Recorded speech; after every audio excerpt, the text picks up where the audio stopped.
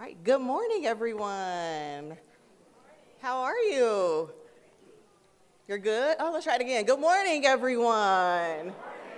That's better. Awesome. Yes, bring the energy. It was lots of energy out there in the lobby, so keep that same energy here in the auditorium. Okay, so I am excited that we are bringing to you our final 501c Success Series. So let's give yourselves a round of applause for being here today. Alrighty, so today's session is entitled Transformational Gifts, Best Practices to Inspire and Steward Generosity. And so we are super excited to have our featured speaker, Dr. Margot. And my name is Nicole Prim, and I have the privilege and honor of serving as the Education and Programs Manager here at Nonprofit Connect. And again, we are excited that you all are here to join in this conversation. I anticipate an enriching an experience that will lead to your organization being able to confidently equip themselves for the future. Like, we are all getting ready for 2025. And I think today's session is definitely going to help make sure that you all are ready for that. Before we begin the presentation, I know that there are some of you that are joining us live stream, and then there are some of you that are here in person. For those that are in person, the restrooms are right out these doors, and then there's one to the right and there's one to the left, okay? We do ask that you exit on the side doors so that these doors here won't make a lot of noise, just for those that are attending the live stream, okay? Again, we do value your time, so we do want to conclude today at 11:30.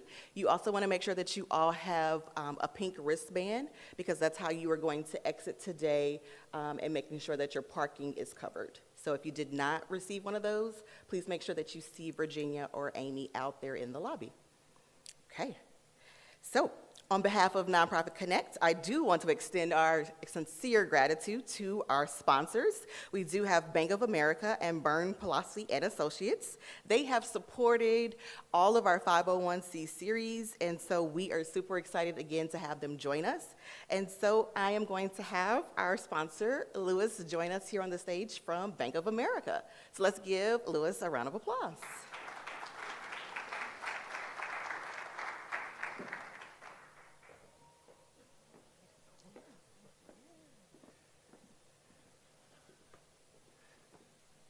Good morning, everyone. My name is Louis Gregory. I'm an institutional client advisor with Bank of America. I'm joined this morning by some colleagues, our market executive, Tiffany Owens, our philanthropic client manager, Tony Twyman, and another institutional client advisor, Jason Porch. So on behalf of Bank of America and Byrne and Pelosi, welcome. I'm very excited about today and the speaker that we have.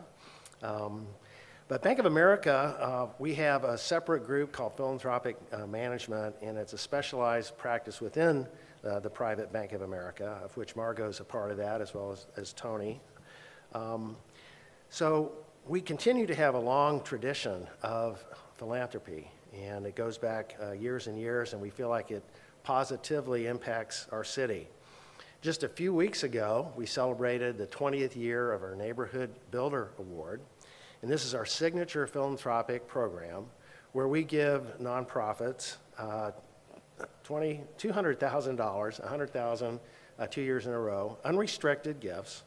And this year's 2024 Builder Awards, the Kansas City Girls Prep Academy and the Cultivate KC. And so in the 20 years that we've been doing this, we've given out $7 million unrestricted, and also provide leadership training for those organizations. We're also proud with the sponsorship and collaboration we've had with Union Station. This year, we're the sponsor of Disney 100, the exhibition to help illuminate Walt Disney's Kansas City origins. And it's been real fun to celebrate that with Bank of America's relationship, being the underwriter financing of Disney's first full-length animated film, Snow White. As Kansas City Current's official community partner, we've had a year working together on meaningful projects. We've collaborated with them on Black History Month initiative, youth soccer clinics to provide access to the sport, the renovation of East High School STEM lab, and a Black entrepreneurship panel at KC or CPKC Stadium around Juneteenth. And speaking of soccer, in August, we announced Bank of America is the official bank sponsor of FIFA World Cup 2026. And as you probably know, Kansas City is a host city, so we anticipate huge excitement around the activation of that sponsorship. And I'd be remiss if I didn't mention another sport, the only one I can really play and not very well, but that's golf. And in September, Bank of America will become the champion partner of the Masters tournament at Augusta National Golf Club. Since 2019, we've been the sponsor of the women's amateur tournament there, but this year we've stepped up to be one of the major sponsors. So it's an honor to give back to the community and beyond and sponsor today's session. So I will give a few words about our guest speaker today. Dr. Marguerite McClinton Stuglin is a Senior Vice President, Philanthropic Strategist with the National Consulting and Advisory Practice Group at Bank of America Private Bank. Margot is based in Dallas. She works with our Philanthropic Solutions team, providing custom consulting services to both grant-making and operating nonprofits. Her area of focus includes sound governance, strategic planning, donor relationship cultivation, and stewardship, as well as communication impact. So I'd be remiss if I didn't mention, if you notice her name, McClinton, she is from here. She went to Barstow, and her father is a renowned football player, Wichita North, University of Kansas. His name is around the ring at the University of Kansas. He also played for the Chiefs. He made the first touchdown in the Super Bowl, first Super Bowl. I could go on and on. I know this is about Margot, but I just would be remiss if I didn't mention her father, but also her grandfather. So I'm from Wichita, where her folks, her father and grandfather lived. He was the first black state senator in Kansas in 1956. And so that's to be applauded and rewarded in today's world. And so quite remarkable family, Margot. So her area of expertise includes education, social services, and the faith-based communities. Margot has served in several key roles with institutions, including Washington University in St. Louis, and Washington and Lee University, and Paul Quinn College. And so prior to this, she owned her own firm, providing strategic guidance to nonprofits and for-profit organizations. She also has significant board experience, currently serving on a gubernatorial appointment on a statewide commission, and she enjoys partnering with key stakeholders to provide resources needed to serve all communities. She received an undergraduate degree from Emory University. She has 2 master's degrees, so her father went to Harvard as well, but she has an education degree from Harvard and the second in business from the University of Texas at Dallas. She also received her doctorate from Florida State University, and she is married with 2 children and a dog. So, Margot.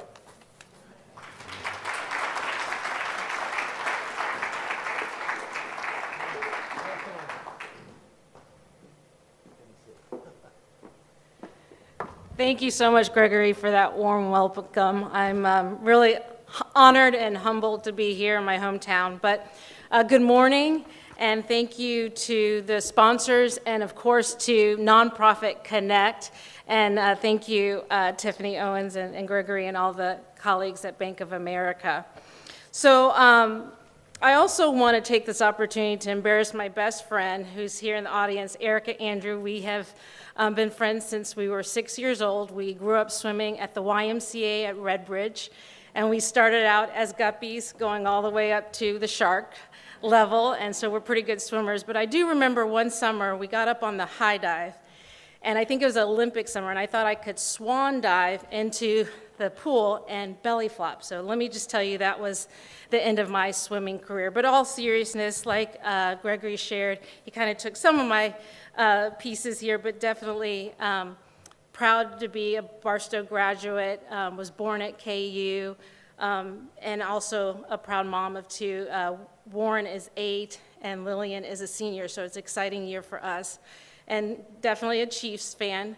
But don't worry, being in Dallas, that does not mean I am a Cowboys fan, but our house is divided.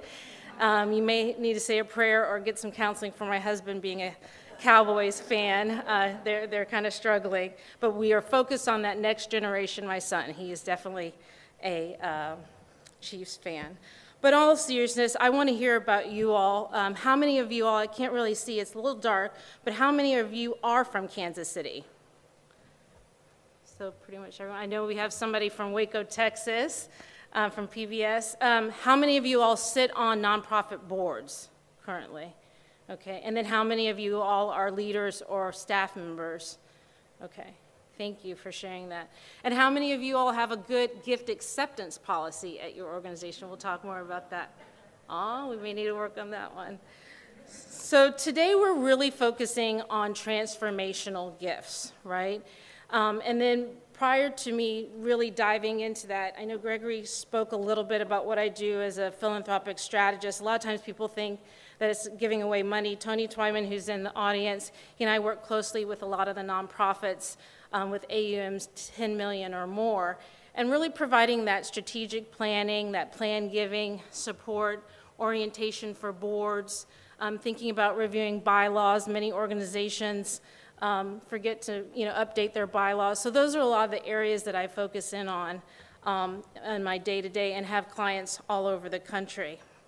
But we know that mega gifts in the millions and even in the excess of $1 billion are increasingly prevalent. Think about Mackenzie Scott and Melinda Gates, who have been like fairies, who've been literally dropping money from the sky to a lot of nonprofit organizations. But regardless of size, a transformational gift can be disruptive as well as beneficial to a nonprofit's traditional model. So as a result, many nonprofits, board, and professional leaders are asking basically these two questions. How can I prepare to receive such a gift? And what happens when my organization does receive such a gift? Through our work with nonprofits across the nation that have benefited from extraordinary philanthropic gifts, we have developed basically a checklist. So don't worry if you don't have to take notes. We're going to send that out along with our gift acceptance policy checklist as well. And this checklist basically talks about best practices for using with your organization to think about policies to inspire and steward transformational gifts. So there are essentially 5 areas when we think about this. And we all know obviously the why. It's so important to think about these types of gifts to ideally create an endowment. We know from COVID, especially those organizations that had endowment were obviously more resilient. And so it's very critical for organizations to think strategically long-term about creating an endowment. But with that, we think about the fiduciary overview, we think about stakeholder communication, strategic visioning, fundraising, and investment management. So under the umbrella of fiduciary review, we think about that gift acceptance policy. We all know why it's so important. It really level sets the understanding of each organization on how and why they should receive certain gifts, whether it be illiquid gifts, oil and gas, real estate, and it makes sure that you're having a consistent acceptance of how you receive money among all your donors, right? And it also is important with thinking about the fiduciary overview of evaluating other policies, whether it be procuring documents or including the conflict of interest document. I know as a board member, I have to sign a conflict of interest document each year to ensure that we manage potential risk around the gift. How many of you all have your board members sign a conflict of interest? So the majority, good. So stakeholder communication. Developing a comprehensive plan that's designed by professional staff and supported by the board to evaluate the gift appropriately for public communications, thinking about your emails or social media.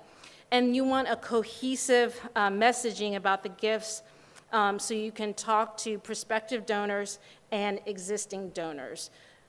A saying that I have is money begets money. So when organizations are receiving large gifts, it attracts other large donors. It's kind of a stamp of approval.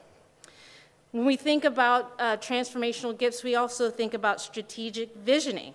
So engaging all board members to clarify and support alignment between existing and emerging strategic priorities.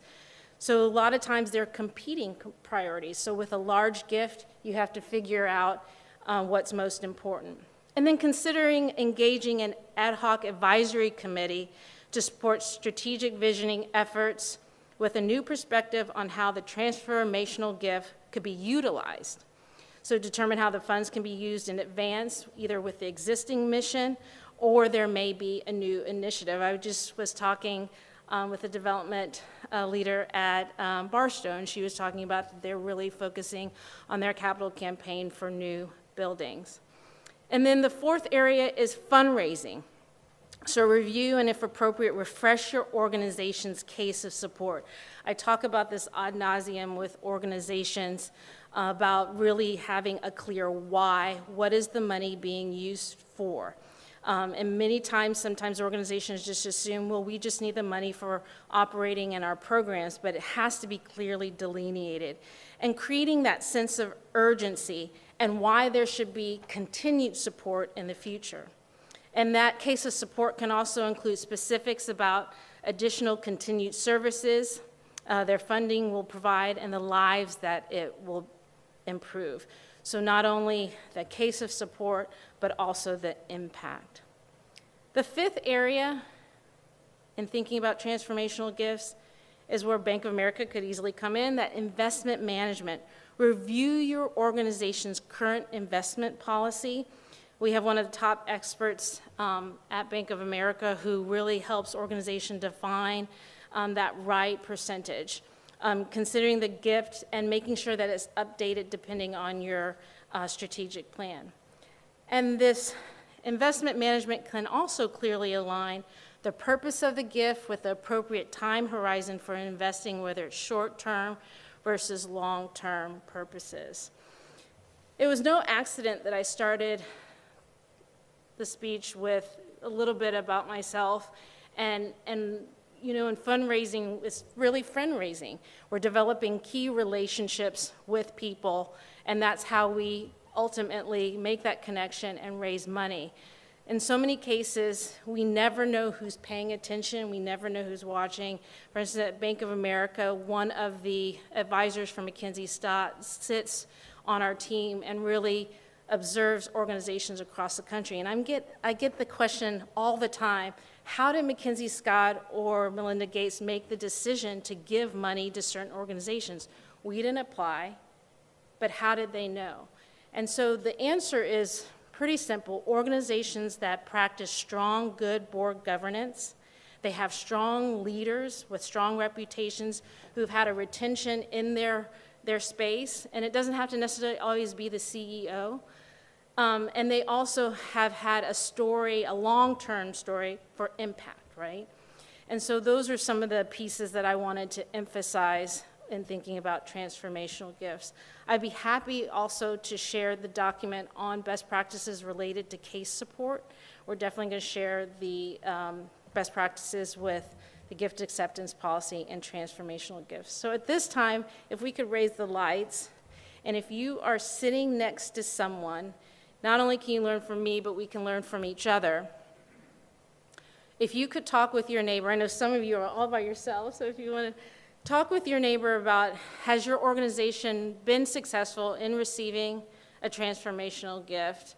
What are your thoughts in trying to approach getting one? And just some thoughts or reactions to some of the things I said. And I'll ask some of you all to share with the audience if we can, but I would love to hear from you all. So we could take about 10 minutes for you all to share. And I'll find a microphone so we can share out. Thank you.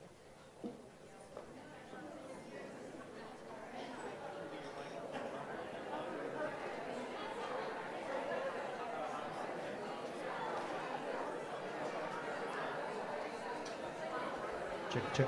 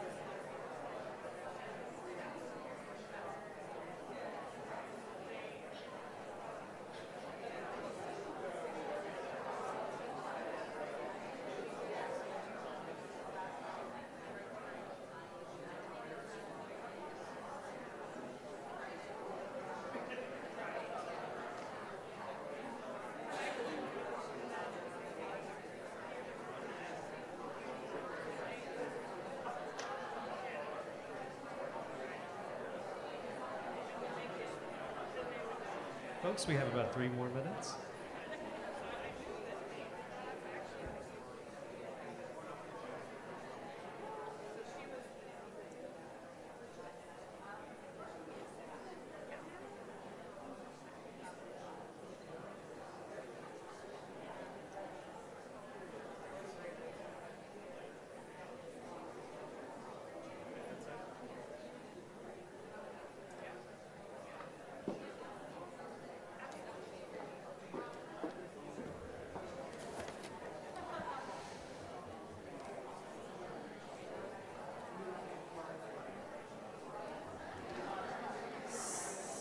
So who would like to share first? And I believe in the Socratic method. I might call you out. Any lawyers in the group? Okay. But you're willing to go first? Perfect. Thank you.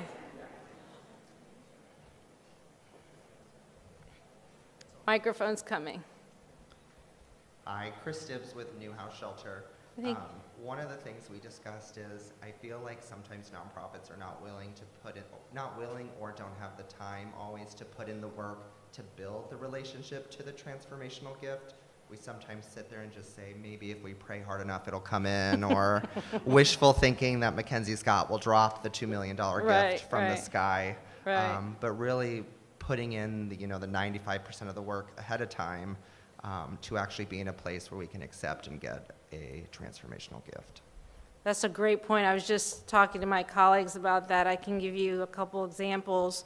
There's an organization I work with, and they did an RFP to conduct a feasibility study, and the feasibility study came back and said the organization was not ready to think about a capital campaign to raise a lot of money, and that was part of it, was that they had not shown a track record of putting in the work. And that's a great way to put it. And, no fault to anybody, it's capacity sometimes, right?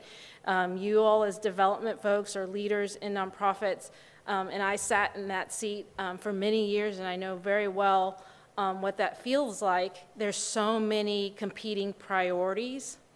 But if you really go through the exercise annually of doing a development plan, sharing that with your board, getting your board input, and doing a strong case of support that really defines for everybody why you want the money and what is it being used for, and then at the end of receiving money, articulating how that money was used and the impact. Another organization I work with, instead of doing that long report with several pages and all the glossy figures, they did a placemat menu. And they diagrammed all their matrix, all their impact, and they gave it to their board like a placemat. And I thought that was a really good idea because it was user-friendly, everything is in one place, and we're knowing with data from the next generation that you have to make information user-friendly, whether it's something on social media, placemat, things of that nature. So I don't know if that's helpful in what you shared. Anybody else? Who's willing to go next? Okay. Hi, my name is Jennifer Ward. I work for Northland Healthcare Access, and Allie from Just Food and I were talking about a couple different things. One of our major questions is, it seems like when we try to go for gifts or recurring funding from, a grant, corporation, foundation, like how to keep your story fresh, and also how, when we're just trying to fund general operations and continued operations of what we've been doing, it seems like a lot of times folks want the next new shiny thing. And so how do we tell our story that makes it appear new and shiny when we're continuing to serve, like for us, the uninsured, underinsured, low-income folks, or in Allie's case, people that need food? It's a great question. A phrase I like to use is listen for the money. Depending on who you're asking, you want to align your values. So we know from the study of philanthropy, and I didn't mention that, that's one of the things that we do at the bank is have a lot of thought leadership. And every 2 years, going back to 2006, we conduct a study where we basically interview and survey high net worth individuals and hear what are some of their reasoning for donating, right? And values is number one. So if you can listen to what they care about, what's important to them, then you can come back and look at your organization and see if there's some alignment. And you always have to be careful of mission creep. There are times that there's some donors that are just not a match for you. They won't give to operations, for instance. And so that means that you have to really do your due diligence to find those donors that really align with you. As far as kind of keeping it fresh, partnering closely, back to the case of support, obviously, but partnering with your marketing folks to really think about ways to get the message out. I talked about that strategic or stakeholder communication, right? So social media is so powerful. A lot of times we've been talking about how do you engage that next generation, and folks will say, well, they don't have any money, why would I put them on my board? But they have the ability to get the word out, get things trending, and on the converse, if you tick them off, right, they can cancel you pretty quickly, right? So it's just really important to engage. I believe in 2-minute videos that can be posted as well. We have my best friends in advertisement. If you can work with other organizations, an idea for collaboration is maybe if Nonprofit Connect, you all put in a collective advertisement on the work that you're doing and list all the partner organizations. So there's creative ways to work with others to get your messaging out, and then use social media. Any other thoughts or ideas to her point? What has worked for you all? Thank you. I'm Cliff with Kansas City PBS, and I'll be brief. One thought is sort of being collaborative in fundraising. You just mentioned the word collaboration. Yeah. We were lucky enough to be working with the PBS Foundation in Virginia. Okay. And some stations wouldn't let them into their backyard. They're like, I don't want you to come in and talk to my donors. Okay. We were working with them, and it turned out well for us. It's a number of years ago now, but the gentleman there, Brian Reddington, had somebody that was from Salina, Kansas, reach out to him. They had made a big gift to NPR nationally. They wanted to make a PBS gift. He nudged them back to us because this woman's mother lived in our market and was a donor over the years. Anyway, I got a call, chatted for about 10 minutes, and this woman said, yeah, I'm going to give you $2 million, and we're going to get it done in 60 days. They ended up giving us $3 million. Excellent. And over the years, we have done joint asks with Brian in D.C., and he's gotten sometimes more money than we have, and we've gotten more than he has a couple of times. And so I just mention that because I know sometimes our instinct is a little bit to be like, hey, I think you're just trying to get my donors. Mm-hmm. And I think if we're open and collaborative, sometimes that can, there was luck involved there for sure. But I want to put a plaque up in the hen house parking lot where I got that call, but I don't think they'll let me. That's a perfect example, particularly if you are a local affinity of a larger organization, always working with your mothership, whether it be YMCA or United Way. You don't want your messaging to compete with the national organization, but that's a great example of partnership. And then in the DFW area, there was a Better Together Fund. Lyda Hill, who was part of the Hunt family, she challenged nonprofits to come together and find ways that they could collaboratively ask donors for funding for a joint project. And the example that I love is in the arts community, think about all the equipment and stage stuff that goes on, and they needed a storage place. And each of them across town had their own storage units. So what they did was they put in a joint request, and they got a big storehouse, and they put all of their equipment in one place. And so that was an example of collaboration and funding. Any other thoughts? Sir, did you get a chance to talk to anybody? In the white shirt, You're by yourself. I didn't know if you got a chance to, what organization are you with? I'm with Gilchrist Black County, up in the Northland. We're primarily our primary focus is helping the working get rehoused that can go home of their own. I specifically direct a program that is designed to prevent the addiction from happening to begin with. I'm also the grant writer for the organization. Excellent. Thank you for what you do. We're unfortunately number one in child homelessness in the state of Texas and the DFW area, so that's very near and dear to our hearts. Thank you for the work you do. And do you work closely with attorneys to help, with the eviction process and the counseling and things of that nature? Yes, we have a couple on our board that help us reshape the vision and mission at regular intervals so that we stay relevant. Excellent. When he was speaking, oh, you have someone else? Go ahead. I just have a question back to your point about like nonprofits coming together to collaborate on asks. Have you seen any nonprofit organizations that might be local in a city like Kansas City go to a national funder who may not normally pay attention to them as one agency that's local in a city, but have 5 domestic violence shelters coming together to, let's say Bank of America nationally to be like, we want you to invest in domestic violence resources within our city as a group of us, not just like one single agency. Exactly. That's exactly what I'm talking about. And I don't think you should be shy to apply to national funders just because you're locally, because if you're local. But that's a perfect example. So if you are in a genre, whether it be helping animals or homelessness, you could create a coalition and then write the grant together. And then that would cause like a Ford or other larger foundations to really peek their head because they're realizing that, A, there's collaboration, they can fund at one time, and then you're making an impact, right? And then they can come in and make that transformational gift. But let's look at the back end.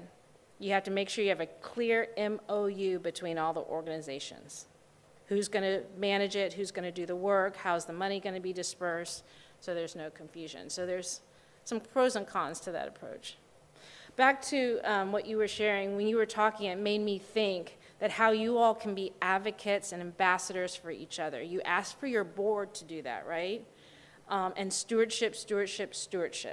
But you all can be advocates for each other because there are times that you may talk to a donor that may not fall in your value system, but you can refer, and then vice versa. So I think networking and being supportive to each other is very important.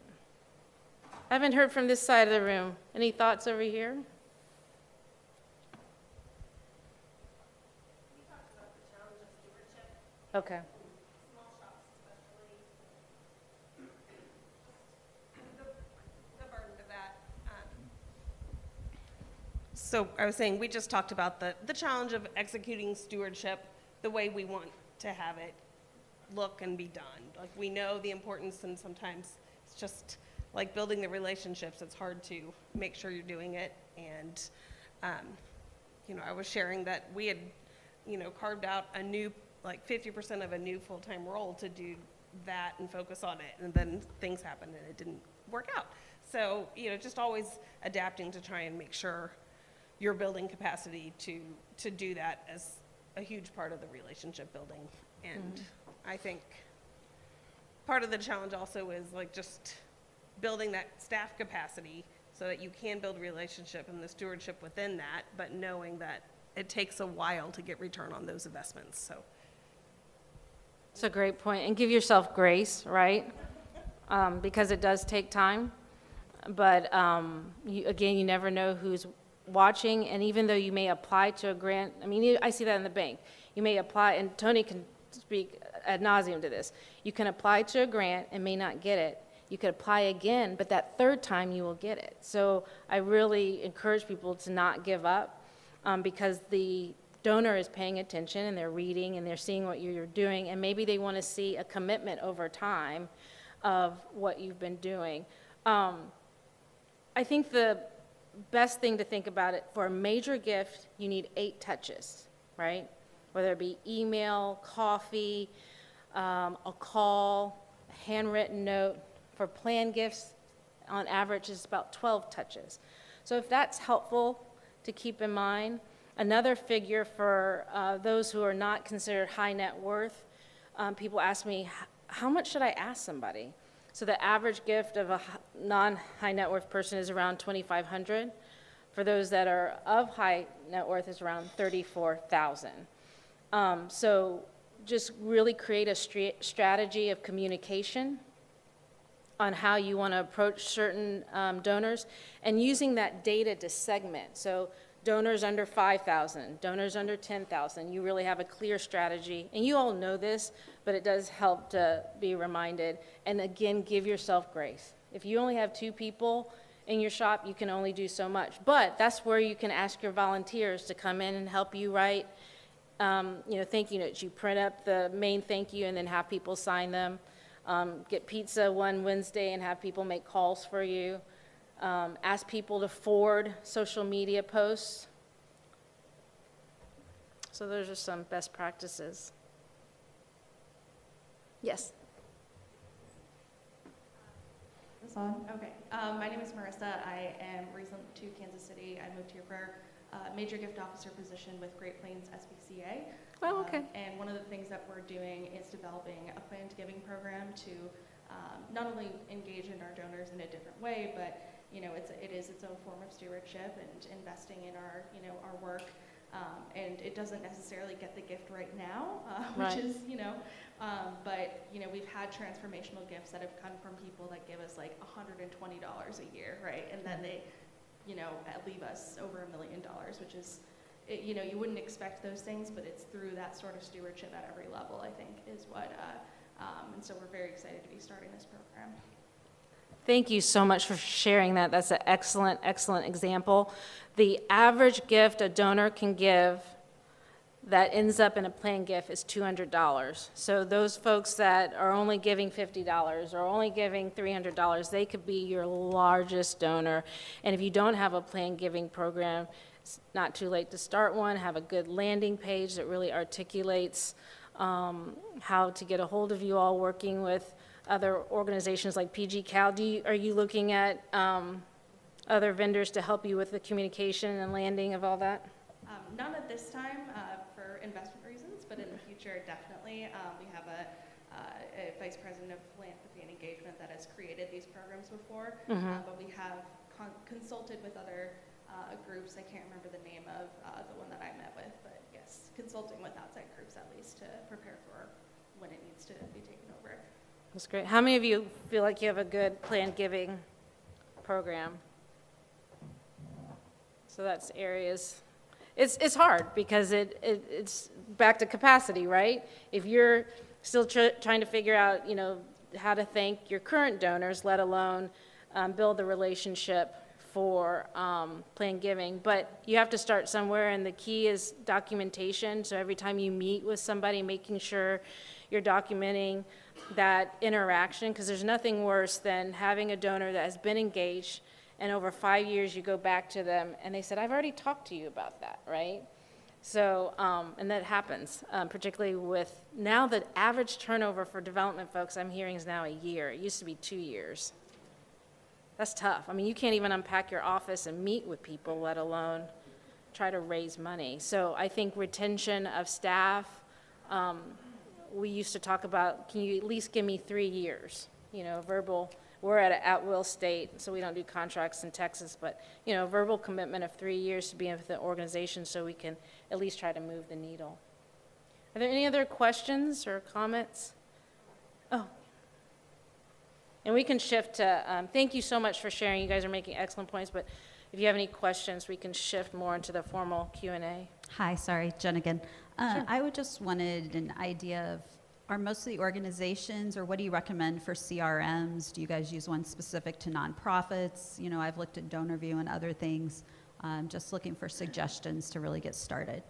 Very good. We unfortunately have a rule at the bank that we can't make one recommendation. We have to make several. So I'm going to give you my email, and I'll share some with you. But anybody here want to share what you use and like or don't like? What do you use? Not to hog the mic again, but please. We began. I can't remember. we were using salsa right before I got here, which was very limited, but we've shifted into bloomerang, which I've really appreciated. It has a lot of ways to not only our communication and our donor databasing, but marketing can send out emails through it, which is very good and useful. And then of course, Razor's Edge is like the prime as far as I know. But yeah. And you have to kind of go through a process. What do you need? What's your organizational size? What are you trying to do with it? That can really dictate what program is best for you. Anybody else? Anybody use Salesforce or Razor's Edge, or you use Salesforce? I use Razor's Edge now, but I use Salesforce. Okay. What do you guys use at PBS? Switched a couple of times. I think moved away from Salesforce. Okay. It's like twice in the last 2 or 3 years because we use a larger vendor. Okay. Our membership back end. Okay. So it's been a couple of iterations, which is not enough. Right. And that goes back to capacity again. You can have these beautiful, CRM systems, but you have to use them. You have to keep the data clean. You have to follow up. So it can be a lot. Yes? I was going to suggest, I use a little green light. Oh, okay. I also tried Network for Good and Satura and Razor's Edge and Tapestry. But Little Green Light is one I keep going back to because it's extremely affordable and it's not a lot of bells and whistles, but it will allow you to print out a dashboard and keep the dashboard so you can easily send it to the board. And it's just, and it has a That's Little Green Light.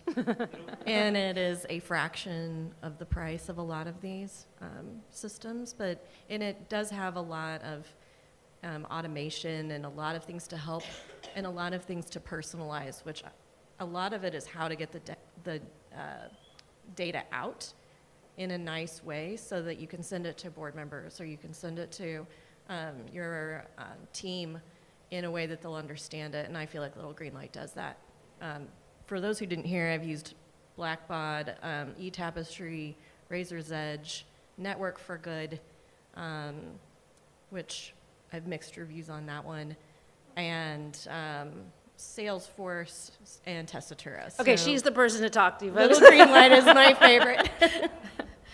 She definitely has experience. But yeah, budget is a huge piece, and that could be a great request from a donor. We need some capacity building with our CRM. We cannot move forward in making a difference in our organization if we don't have a good CRM system. So that's a good and great case of support. Thank you for sharing that. Also, in thinking about CRMs, dashboards for working with boards, I'm hearing more organizations really find that helpful to keep the minutes and all the handouts so you can be paperless. All right. Anything else? Yes?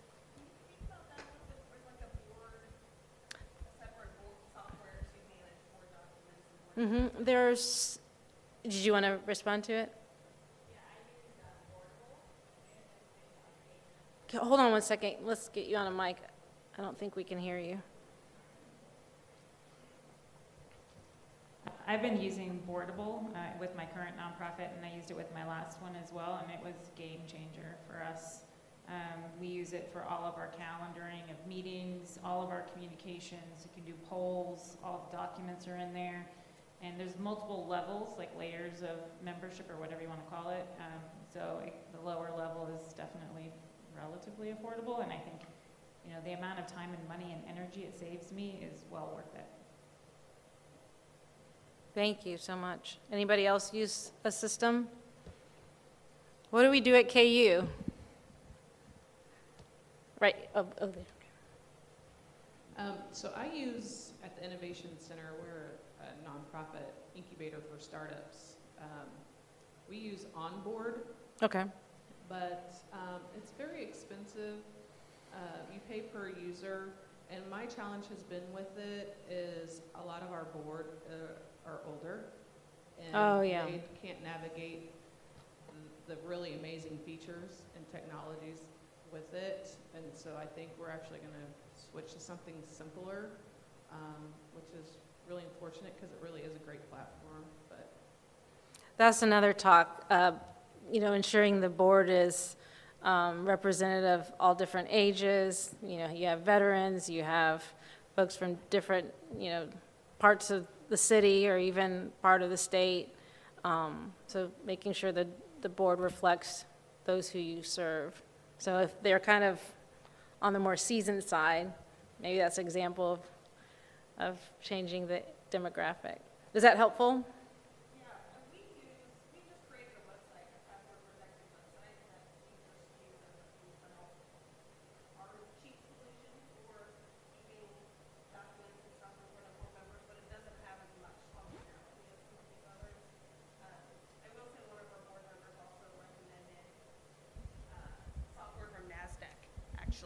A board management software from NASDAQ.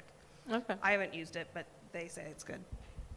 Well, in that, you have to also think about security as well. And that's the nice thing about using a certified program. Anybody else? I've mentioned KU. Did you want to share? Of no help to any of you. I work in human resources at KU and talent acquisition, so I'm here to meet y'all and bring you on over. We do use Salesforce for our CRM. I'm aware of that. I'm not sure what the board uses. Lewis might know. But I am very, very impressed with all of you that I had a chance to meet. Thank you so much. I had a chance to meet Rebecca back here, who's doing great work. I appreciate everything that all of you are doing for your foundations. Mm-hmm. Thank you. All right, we can close out. Anything else? Okay. Hi, I'm Nicole Ratliff. I'm actually with the Nelson Atkins Museum of Art, so welcome. So glad to have everybody here today. Thank you for having us. So I have thank you. So I have a question about transformational gifts and DAFs, donor advised funds. Right. And how you are advising your clients, people in general, about multi-year gifts with DAFs. Yeah. And I don't know if you want to speak to that, but I think that's a challenge that, especially with the transformational gift kind of range that we're seeing. Great question. And that's a whole nother talk, and I can go more in depth with you offline. But just quickly to answer, as we all know, DAFs have a lot of different nuances, right? You can't make a pledge, right? You can't use it for the gala or the golf tournament. And they can roll that money over and over, right? And some folks put money in a DAF and they're not as quick to disperse it, or they don't know how to use it. So I think as you all are working with individuals who have DAFs, it's just important to really steward them, have that conversation, almost manage them annually. Is this a good time? Would you want to make a disbursement? What are you thinking about giving? And then there's always conversations on acknowledgement, right? So I just think having good annual conversation, listening to them about what their priorities are and what their focuses may be, but you're smart to think about getting at least a verbal, multi-year commitment. And I would say that for all gifts, if you are writing grants, ask for that second year or the third year. I haven't heard 30 years as much. Tony, do you hear 30? Usually it's about 2 years for multi-year gifts. Yeah. Okay. And Tony here at Bank of America is a great person to talk to. He manages the discretionary grants with the bank. We have our national foundation, our discretionary grants, and then our local. But I would be happy to talk to you further offline. And then also with donors, there's a lot of questions. Should they have their family foundation versus a DAF? And we're seeing the tilt more towards the DAF, right? That they're getting away from wanting to manage administratively the foundations. And we have experts here who can talk more. Tiffany and Gregory can help you as well. Barstow, before I close out, anything? Oh, thank you. Thank you for... I think I'm lucky to have you as one of our alumni and hope that I can get you offline a little bit. We've actually been very blessed at the Barstow School over the last several years to receive some truly transformational gifts. Some from our constituents, but one in particular from an anonymous donor that continues to give and gives in very generous amounts. So I think I'd like to talk maybe more about maybe just the two of us, or if anybody's interested and wants to grab coffee, talking about how we steward those anonymous donors that are giving very large donations, working through their attorneys, and how we cultivate stewardship and that next gift.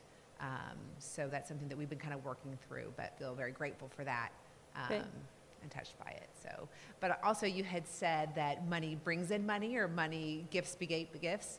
And we have found that to be so true at Barstow. We launched a capital campaign to build a community space called Idea Space that really put us in kind of away from the Barstow School itself, but really seeking gifts and generous donations from community philanthropists. And those gifts brought in more gifts and more gifts on campus, so there's a lot of truth to that. Right. And I know one thing about Barstow is that the generations give. So you always see certain names on the list, right? Yeah. And I know that certain have passed on, and it's now their grandchildren that are managing the family foundation. So that's why I continue to mention, thinking about that next generation. We're going to see about, over 60 trillion in transfer of money to the next generation. So that's a lot of money. So we got to pay attention to the grandchildren and the children. So again, thank you so much for the invitation. I'm completely accessible and available via email or call. I'm happy to answer any questions, and also referring back to our Bank of America team here as well. So thank you again.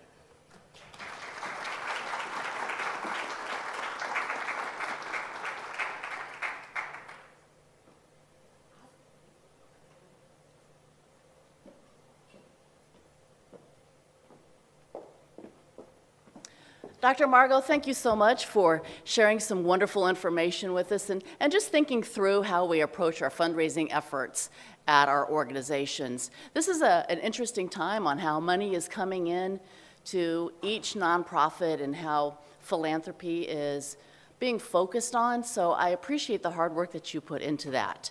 I want to take this time to thank Bank of America for always being so supportive of the nonprofit sector, and we really appreciate your contributions into our community, and I'm excited to hear that you're a presenting sponsor for FIFA. Like, that's pretty impressive in itself.